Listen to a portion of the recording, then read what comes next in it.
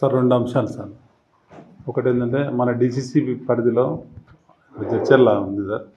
వాళ్ళ సొంత గ్రామంలో అక్కడ బీజేపీ గెలిచింది సార్. ఒక అంశం అయితే. రెండో అంశం ఏంటంటే అసెంబ్లీ ఎన్నికల సమయంలో కష్టపడి పనిచేసిన డీసీసీబీ పరిధిలో అయితేనే, ఉమ్మడి జిల్లా పరిధిలో అయితేనే అనేక చోట్ల కష్టపడి పనిచేసిన క్యాడర్కు ఇవాళ ఆదరణ లేదు, గుర్తింపు లేదన్న నిరాశ నిస్పృహలు ఉన్నాయి సార్. ఇంకా 2 దశల ఎన్నికలు ఉన్నాయి. రేపొద్దున ఎంపీటీసీ, జెడ్పీటీసీ ఉంది, మున్సిపల్ కార్పొరేషన్, నగర పంచాయతీలు, ఇలా చాలా ఎన్నికలు ఉన్నాయి సార్. దీన్ని ఎట్లా మీరు సమన్వయం చేస్తారు సార్? అంటే స్టేట్ లీడర్గా, ఒక డీసీసీ ప్రెసిడెంట్గా చెప్పండి సార్. తప్పకుండా కోఆర్డినేషన్ చేస్తాం. కొన్ని లోపాలు ఎక్కడైనా జరిగితే దాన్ని సరిదిద్దుకునే ప్రయత్నం మేము తప్పకుండా చేస్తాం.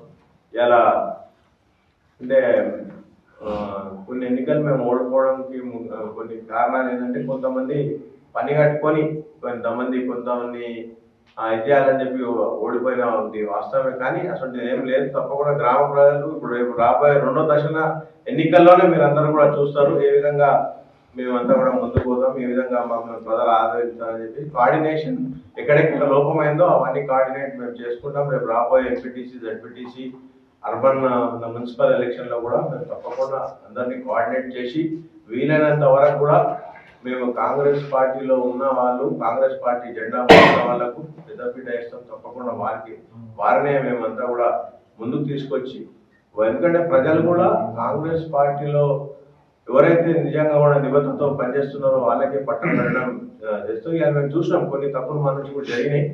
కొంతమందిని మేము ఇలా వేరే క్యాండిడేట్లు మేము ఇస్తే వాళ్ళంతా కూడా ప్రజల ఆదరణ వాళ్ళకి దక్కలేదు. అవన్నీ కూడా ఏవైతే ఎక్కడైతే తప్పులు జరిగినాయి అవన్నీ కూడా సరిదిద్దుకుంటాం. తప్పకుండా సార్, ఎమ్మెల్యే గారి సొంత గ్రామంలో వారు ఓడిపోయింది అంటే అక్కడ కాంగ్రెస్ అభ్యర్థి ఓడిపోయింది. కాంగ్రెస్ అభ్యర్థి అంటే అక్కడ